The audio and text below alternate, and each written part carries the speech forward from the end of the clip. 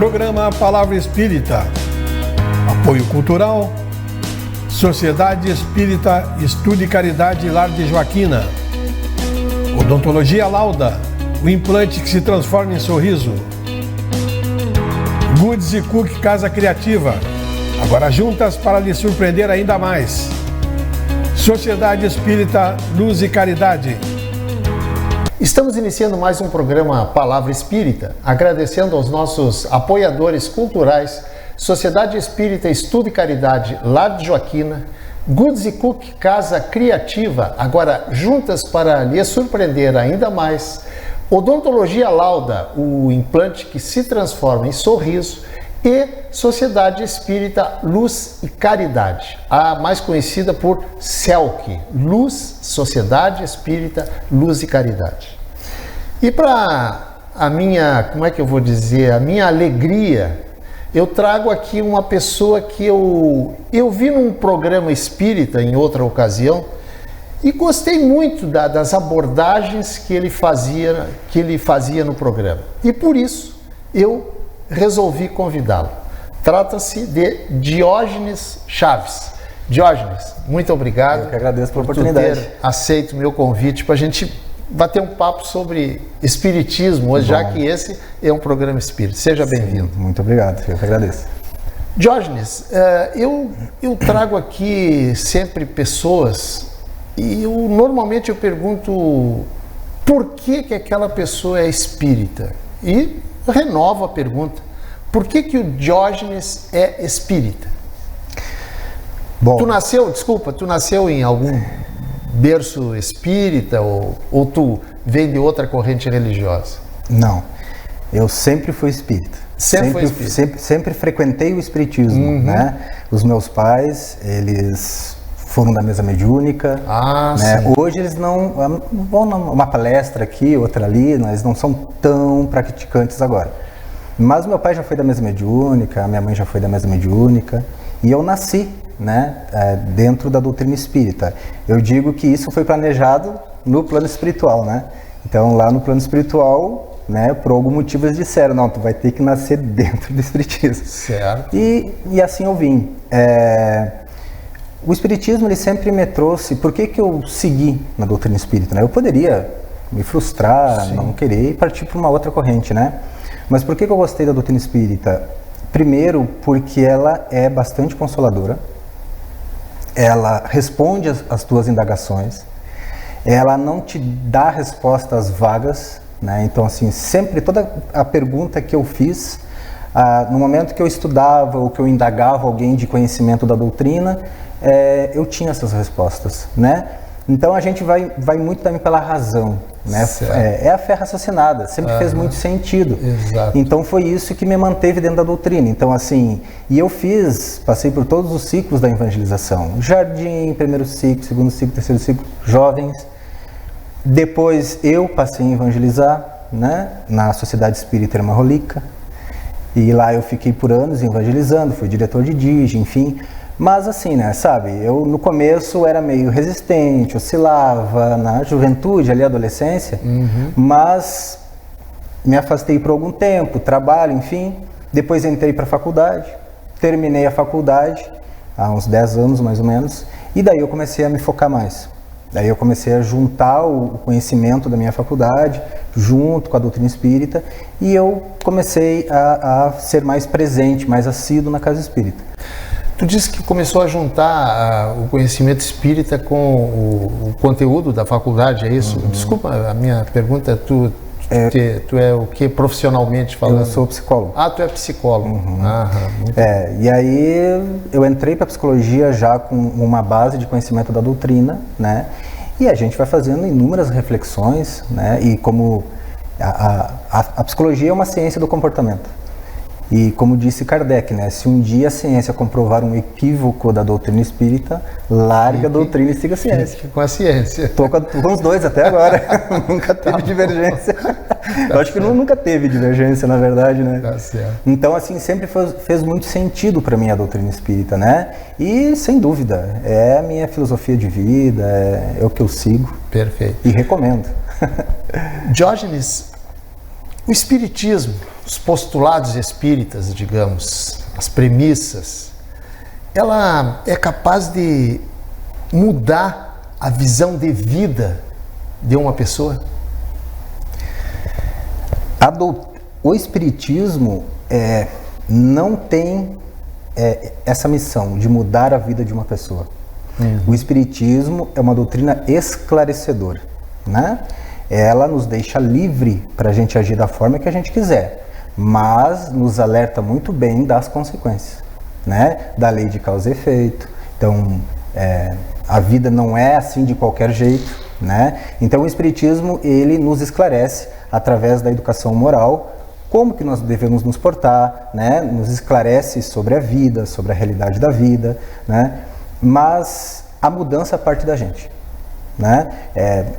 A gente entende que nem todos, às vezes, compreendem a doutrina. Tanto que tem pessoas que vão para a doutrina, sem dúvida, até participam de grupos de estudos e depois vão para o catolicismo, vão para a evangélica, e está tudo bem, né? Porque está cada um no seu tempo.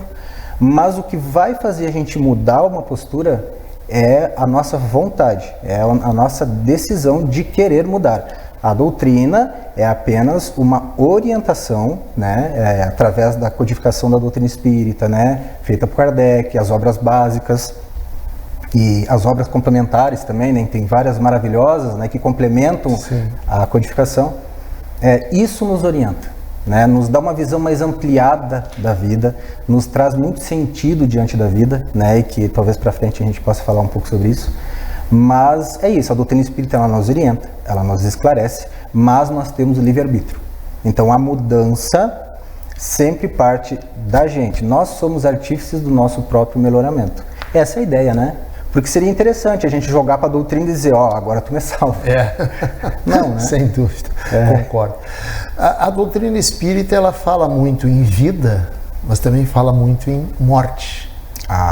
Aí a minha pergunta: a doutrina espírita, o espírita, melhor dizendo, ele é melhor preparado, digamos assim, para morrer? E deixa eu já emendar um outro questionamento. A partir do momento que o espírita morre, ele tem mais facilidade de se adaptar à vida futura, lá no outro plano? Eu não sei se eu entendi. Preparados, a gente nunca pode dizer que deveríamos pelo menos estar, né? Na teoria sim, né? Mas o que vai facilitar, por exemplo, mais ou menos que eu entendi, o nosso desligamento, o nosso desencarne, né? Porque é muito relativo para cada um. Vai depender muito do nosso apego material, vai depender muito do nosso estágio de consciência, né? No nosso estado de consciência, o quanto a gente cumpriu a missão aqui, o quanto a gente praticou bem, né? Aquela sensação de dever cumprido, isso que vai definir o nosso desligamento, né? O quanto a gente vai estar receptivo fluidicamente, no caso da frequência de pensamento também, o quanto a gente vai estar receptivo para que o plano espiritual possa fazer esse desligamento e a gente tenha menos perturbação, porque essa perturbação em tese acontece, porque a gente sai, imagina, a gente sai de um processo reencarnatório e de repente, como assim, desencarnei? Até a gente se tocar é natural, só que tem uns que ficam dias, meses, anos, séculos, porque nunca pararam para pensar nisso. Ou pessoas extremamente materialistas, né? Pessoas que não percebem que desencarnam. Perfeito. E do outro lado fico dizendo, e quando que eu vou sair daqui? No livro dos mensageiros tem, né? Quando que eu vou sair daqui para eu ir lá no cartório resolver minhas terras, porque ficou por fazer? E daí o mentor lá desconversa, não, meu amigo, né, meu irmão, vamos respirar um pouco, vamos se recuperar. Não percebeu que partiu. Então esse apego material pode dificultar e perturbar mais, mas o conhecimento da doutrina pode sim, por exemplo, ajudar na nossa situação, nos situarmos depois, né? Porque algumas coisas não vai ser novidade, de repente um mentor nos explica alguma coisa e a gente entende mais rápido. O mentor que tu fala é um espírito desencarnado? Né, no caso, alguém que venha nos recepcionar, se a gente enxerga, por exemplo, se a gente encontra com um ente querido que partiu depois, né? Se a gente tem esse conhecimento, a gente já pode antecipar algumas coisas. Isso aqui não é novidade para mim. Diógenes, é correto dizer que muitas pessoas, muitas vezes, não se apercebem que desencarnaram, que morreram, né? Deixaram o corpo físico no plano terrestre, porque se enxergam exatamente como eram antes e não viram anjos, nem demônios, nem uma luzinha piscante. A natureza não dá saltos, né? A gente continua, o Diógenes vai continuar o Diógenes que eu estou vendo aqui hoje. Claro, vai morrer bem mais velho. Perde o corpo físico, né? Exato, vai ter o mesmo corpo físico lá do outro lado. Isso. Os pensamentos continuam os mesmos, né? As manias de comportamento, os vícios, por exemplo, pessoas que têm o vício do álcool, depois que desencarna... Continua com aquela vontade. E depois é mais um vampirizando outros que se usam do álcool, né? Do cigarro. Então, assim, não muda. A natureza não dá saltos, né? É apenas uma continuidade. A gente continua do jeito que a gente é, né? É claro que ao longo do tempo, né, a gente vai sendo auxiliado, a gente vai se situando, algumas lembranças vão aflorando, né? A gente pode começar a reconhecer pessoas no plano espiritual da nossa família espiritual, né? Ou seja, os nossos sentidos se ampliam, porque a gente é muito limitado aqui no mundo material, né, por causa da matéria dos 5 sentidos. Mas no momento que a gente desencarna, os nossos sentidos vão se ampliando. Mas isso não é no estalar de dedos. Né? A gente, se você vai ler, por exemplo, o livro Nosso Lar, Os Mensageiros, por exemplo, a gente percebe lá que uns já conseguem volitar, por exemplo, né? Eles flutuam. O que é volitar? Volitar é tu flutuar, tu não precisa caminhar. E outros não conseguem, porque ainda estão muito presos às sensações da matéria, né? E é um treinamento, como eles dizem, né? Então, assim, cada um no seu tempo, cada um no seu momento. Então, tudo é muito progressivo, com calma. Então, o desencarne, ele não vai te levar para um paraíso, e né? Para um inferno. E nem para um inferno eterno. Né? Então, a gente só tem que pensar assim, que a morte, o desencarne, não transforma ninguém da noite para o dia. A gente continua o mesmo que a gente é. Né? É claro que, como falou anteriormente, o conhecimento da doutrina pode nos situar melhor lá. E muitas, por exemplo, para um que não tem conhecimento da doutrina, tudo pode ser muito novidade, estranho e amedrontador e levar num desespero. Para quem tem a doutrina, de repente, pode entender melhor, pode perceber melhor o que está acontecendo. E isso pode, claro, interferir até num estado emocional, né? Então, assim, é relativo, mas pode ajudar sim. Perfeito. Diógenes, tu é psicólogo e tu percebe muito claramente, talvez até mais claramente do que eu, o sofrimento das pessoas que vão ao teu consultório. Por que as pessoas vão ao consultório de um psiquiatra, de um psicólogo? Porque elas têm um problema na vida. E normalmente, para ir num consultório de um psiquiatra, de um psicólogo, não é um problema muito simples às vezes, né? E aí eu te pergunto, se Deus é infinitamente bom e justo, não é Deus é justo na 8ª potência, não, é infinitamente bom soberanamente. E justo, soberanamente. Por que então que ele permite que pessoas, os clientes do Diógenes e outros tantos aí por esse mundo afora, sofram? A doutrina espírita explica isso. Por que Deus permite? Por que Deus permite? Se Deus é justo, amoroso, bondoso, na potência infinita, por que ele não disse, não vou deixar o Diógenes ser uma pessoa feliz, sem problemas, e o João, o vizinho dele, ele disse uma pessoa cheia de problemas. A doutrina espírita explica isso de forma razoável. Explicar, todas as religiões explicam. Claro. Mas eu quero saber de forma razoável. Justa. Justa, exatamente. Justa. O que acontece assim, ó, não é Deus que castiga. né? Não é Deus que vai fazer a gente sofrer, né? Na verdade, são as nossas próprias atitudes, né? Nós somos submetidos à lei de causa e efeito. Então, toda causa vai surtir um efeito, né? Em sentido contrário. Então, todas as nossas ações vão repercutir em coisas boas ou ruins, dependendo das nossas atitudes, né? E quem diz que a gente não aprende pelo sofrimento? Quem diz que a gente não aprende pelas aflições? Bem-aventurados os que choram. O que Jesus quis dizer com isso? Ele tinha um conhecimento, óbvio, né? Eu estou sendo muito... Mas Jesus, quando disse bem-aventurados os que choram, ele estava dizendo assim, ó, que nós aprendemos muito mais na angústia e no sofrimento que muitas vezes no bem-estar. Porque quando eu estou sofrendo, eu estou em contato comigo mesmo, eu estou introspectivo, eu estou refletindo sobre mim. A grande questão é que nós não sabemos sofrer. E aí a gente sofre por estar sofrendo.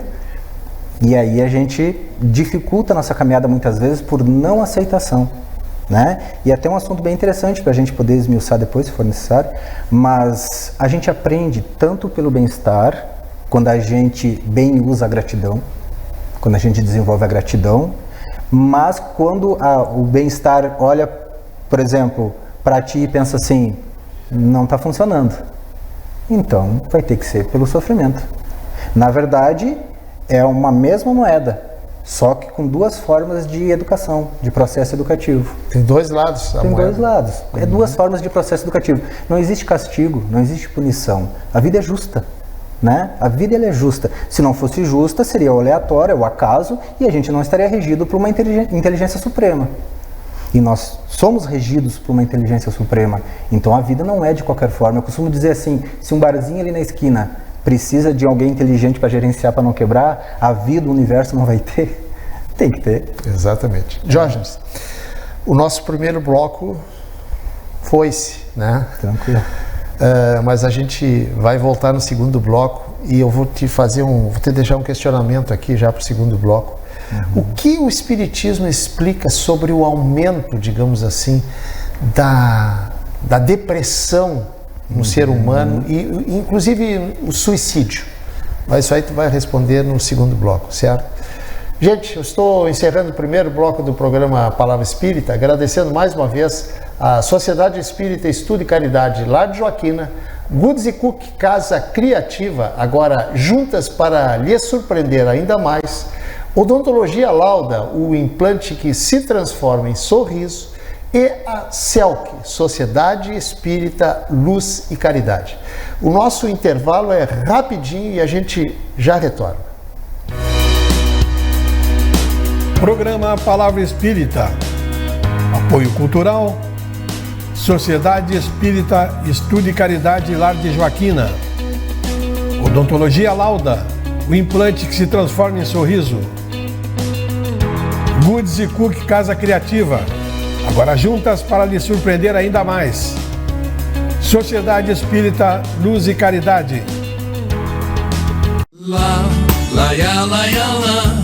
Odontologia Lauda. São 40 anos de alegrias, são 40 anos de profissão, são 40 anos de estudos, tecnologias e evolução. São 40 anos de histórias e belos sorrisos de várias gerações. São 40 anos de experiência, sendo testemunho de lindas emoções. Odontologia Lauda. Há 40 anos, o brilho do seu sorriso. Odontologia Lauda. O implante que se transforma em sorrisos.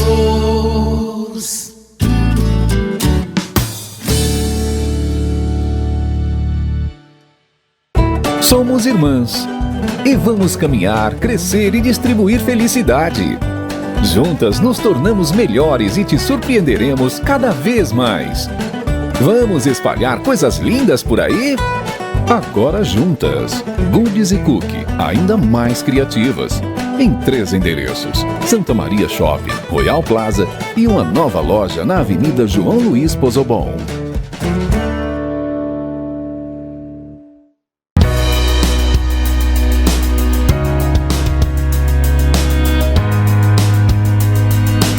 Estamos iniciando o segundo bloco do programa Palavra Espírita, agradecendo aos nossos apoiadores culturais, o Lar de Joaquina, Goods & Cook Casa Criativa, Odontologia Lauda e a Sociedade Espírita Luz e Caridade.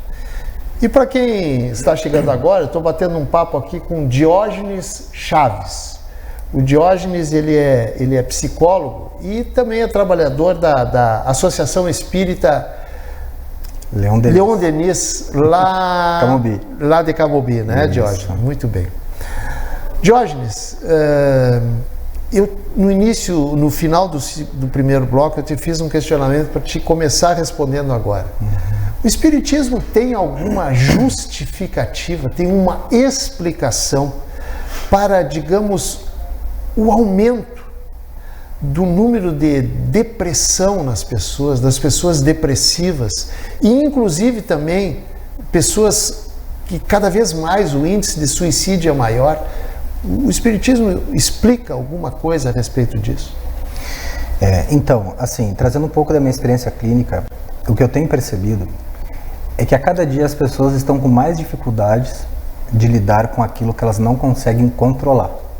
Daquilo que elas não conseguem controlar, né? A gente sabe que a vida ela é repleta de incertezas. Então, a gente não é o fato da gente querer ajustar a vida ao nosso modo, mas é nós aprendermos a nos ajustar à realidade da vida. Então, assim, o que acontece? A vida, ela está acontecendo. Só que tem muitos fatores que nós não controlamos. Por exemplo, eu não tenho total controle, por exemplo, de evitar uma doença grave. Uma traição, né? Um acidente inesperado. Então, assim, tem tantas coisas, a perda de um ente querido. A pandemia. A pandemia é um exemplo. Ninguém estava esperando a pandemia, ninguém pediu a pandemia. E quantas pessoas adoeceram, desenvolveram transtornos de ansiedade, desenvolveram depressão. Por quê? Porque elas não estavam emocionalmente, psicologicamente preparadas para lidar com uma ameaça que nos deixou de mãos amarradas. É como se a gente ficasse totalmente passivo de algo. Então, assim, eu entendo que as pessoas estão a cada dia com dificuldade de lidar com aquilo que elas não controlam. E isso produz o quê? Medo, angústia, sofrimento. E aí, como lidar com o sofrimento? As pessoas também, elas perdendo, não digo, mas elas estão a cada dia, a cada momento que passa, elas estão com dificuldade de lidar com o desconforto, com a aflição. Então, elas sofrem em dobro. Viktor Frankl, que é o autor do livro Em Busca de Sentido, que ele desenvolveu uma abordagem psicológica, a logoterapia, né? Ele ficou 3 anos nos campos de concentração, ele realmente teve um contato profundo com o sofrimento, e ele desenvolveu uma fórmula, que ele disse: desespero é igual a sofrimento sem sentido. Se eu não encontro um sentido para o meu sofrimento, eu transformo esse sofrimento no quê? Num castigo, numa punição. Eu me vejo como vulnerável, fraco, né? Como se eu estivesse dando errado na vida. E isso produz mais sofrimento. E eu passo a sofrer por estar sofrendo. Então, quando as pessoas me procuram, num primeiro momento eu tento fazê-las entenderem que sofrer faz parte. A vida faz a gente sofrer em alguns momentos, e o sofrimento ele é educativo. A gente só precisa entender bem sofrer, encontrar um sentido para aquela angústia, para aquela dor, para aquela tristeza. Então, assim, quando a gente perde essa habilidade, a gente entra em algo que está sendo uma neurose coletiva hoje, que é o vazio existencial. O vazio existencial é quando a gente olha para a vida e a gente não encontra um sentido por estar aqui. A gente não encontra um sentido para aquilo que nos ameaça, para aquilo que nos causa dor, porque a gente quer sempre estar bem, né? Mas quando a gente se desconforta, a gente acha que alguma coisa está dando errado, eu me desespero, e daí eu não consigo encontrar um porquê para aquilo. Então, assim, por que nascer se eu vou morrer? Qual é o sentido de eu nascer se eu vou morrer? Para que ter boas relações, conquistar afetos, adquirir bens materiais, se depois vai virar em pó? Então, às vezes, esse pensamento limitado da vida, que não transcende, não traz uma vida futura, isso deixa as pessoas, às vezes, muito amedrontadas. E, às vezes, essa inabilidade de lidar com a tristeza, por exemplo, né? Eu não consigo lidar com a tristeza. A gente vê jovens que terminam um relacionamento, entro num processo de tristeza, e daí entro para o quarto, fico ali chorando 2 dias no quarto, os pais se desesperam, já levam para o psiquiatra e já vão ser medicados. Não consegue conversar com aquela tristeza, entrar em contato com aquela tristeza, para ver o que ela está dizendo, né? Então, assim, as redes sociais, o advento das redes sociais também, Facebook, Instagram, é um mundo feliz. Então a gente vai para as redes sociais, eu tô lá na fossa, né? E tá lá o Jader feliz da vida, tomando uma cervejinha na praia. Eu disse, meu Deus, como é que ele consegue ter uma vida assim? Eu não. Verdade. Mas às vezes tu tirou só uma foto e quando desligou o celular, tu... né? Então, assim, é isso. A gente se compara muito também. E isso pode gerar o sofrimento, né? Diógenes, nós estamos gravando esse programa aqui dia 27 de dezembro de 2023, correto? Ou seja, daqui a pouquinho aí já tem a virada de ano para 2024, exatamente. Na visão espírita, o que significa uma virada de ano? Tem algum significado grande? Pá, agora vem 2024, um ano novo. Né? Novinho em folha. Novo. O Espiritismo explica alguma coisa diferente a respeito disso, que as pessoas pensam que vão ser mais felizes no ano que vem? Acontece essa mudança mesmo? Assim, a virada do ano, ela é um marco simbólico, vamos dizer assim. Porque a todo momento a gente pode mudar, né? Mas, na verdade, o que acontece no final do ano? As pessoas... a maioria, né? Vamos pensar assim, porque a gente sabe que tem pessoas que não gostam desse período de Natal, final de ano, né? Mas, por exemplo, tem pessoas que quando chega no final do ano, elas estão mais receptivas afetivamente, né? A atmosfera muda, as pessoas estão mais festivas, elas fazem muitos planos, né? E daí o que acontece? Parece dar aquela motivação de fazer muitas mudanças, né? Mas o que a gente tem que entender é assim, ó, que essa virada de ano, ela nos representa o quê? Uma nova oportunidade. A vida sempre vai nos dar uma nova oportunidade de recomeçar, né? O próprio fato, né, a própria reencarnação, né, a possibilidade de nós reencarnarmos, já prova uma misericórdia divina, né, de que nós sempre podemos recomeçar. A vida é uma escola. E toda a escola adota uma pedagogia num processo de ensino-aprendizagem. E todo o processo de ensino-aprendizagem a gente aprende por tentativa e erro. Então, se eu olhar, por exemplo, para 2023 e eu percebo que eu fiz coisas erradas ou me precipitei, projetos que não deu certo, que eu pegue isso como um aprendizado, que eu não me revolte, que eu não acho que, me sentindo a pior pessoa por não ter dado certo, né? E jogo isso para 2024 como experiência. E que não sejamos imediatistas, porque a gente se motiva muito e é aquele fogo de palha. Na primeira dificuldade a gente recua e já não consegue, né? E vai deixando ano após ano meio que patinando, né? Então é mais ou menos isso. A gente gosta muito de se comprometer com os nossos sonhos, mas a gente não se compromete com o processo para chegar lá. Perfeito. Então a gente precisa ter muita paciência, né? Muita paciência. Não sei se eu posso falar brevemente de uma historinha. 30 segundos. 30 segundos. Tem a história do bambu chinês, a lição do bambu chinês. A lição do bambu chinês, ele leva, esse bambu, logo que ele é plantado, ele leva 5 anos para fortalecer as suas raízes, para só depois começar a dar os seus primeiros brotos, aparecer as suas primeiras flores. E em 1 ano ele cresce até 25 metros. Então, assim, que a gente possa ir fortalecendo as nossas raízes, né? Então, essa planta, ela tem a natureza dela de 5 anos, porque ela tem que passar por uma maturidade. Então, a cada ano, através das nossas experiências, nós vamos amadurecendo e nos tornando mais fortes. Se não é para 2024, que seja para 2025, mas que a gente tenha essa paciência de ir aprendendo com as experiências e atingir o êxito lá na frente, né? Diógenes, eu tenho uma notícia péssima para te dar. O programa encerrou. A gente se empolga. A gente se empolga, mas faz parte, né?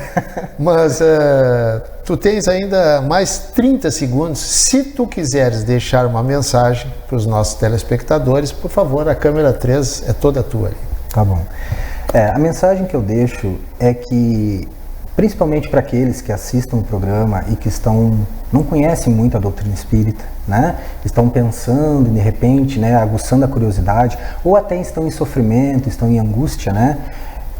Busque desenvolver a espiritualidade.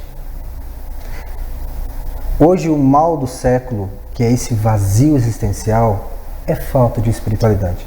A gente precisa olhar para a vida de uma forma mais positiva, mais, vamos dizer assim, mais justa. A vida não é injusta. Nós temos uma inteligência suprema que organiza tudo isso. Então, assim, a gente precisa transcender. Transcenda e você vai perceber que você nunca está sozinho, que nem sempre o materialismo vai dar conta de tudo. E quando o materialismo não der conta de tudo, tem algo que ainda nos resta, que é a fé. E a fé, ela nos tira o medo, ela nos desenvolve confiança em alguma força maior, o que você quiser imaginar, que vai estar ali contigo, né? Então, assim, a fé é uma ferramenta incrível para a gente lidar com aquela parte da vida que a gente não consegue controlar e que nos assusta tanto, como o sofrimento, por exemplo. O que vai ser de mim? O que vai acontecer? Então, às vezes, a gente precisa de fé, de espiritualidade. E com essas palavras do Diógenes, com essa mensagem maravilhosa dele a respeito da esperança, né, Diógenes, eu quero te agradecer. Muito obrigado pela oportunidade de debater esse papo maravilhoso contigo. Eu que agradeço, hoje, certo? E como eu disse, nós estamos gravando esse programa no dia 27 de dezembro de 2023 e eu quero deixar aqui para você que me assiste um desejo de um ano de 2024 cheio de coisas boas, cheio de coisas que lhe façam bem, tanto para o corpo quanto para a sua alma, para o seu espírito, certo? E que a gente possa se ver novamente através das lentes da TV Santa Maria ao longo de 2024. Gente, muito obrigado, um grande abraço para todos, saúde, paz e harmonia. Não sem antes, porém, citar aqui os nossos amigos que mantêm esse programa no ar há 7 anos. Sociedade Espírita Estudo e Caridade, Lar de Joaquina, Goods & Cook, Casa Criativa, agora juntas para lhe surpreender ainda mais, Odontologia Lauda, o implante que se transforma em sorriso, e Sociedade Espírita Luz e Caridade, a CELP. Muito obrigado, um grande abraço e até o nosso próximo encontro. Tchau! Programa Palavra Espírita. Apoio Cultural. Sociedade Espírita Estudo e Caridade Lar de Joaquina. Odontologia Lauda, o implante que se transforma em sorriso. Goods & Cook Casa Criativa, agora juntas para lhe surpreender ainda mais. Sociedade Espírita Luz e Caridade,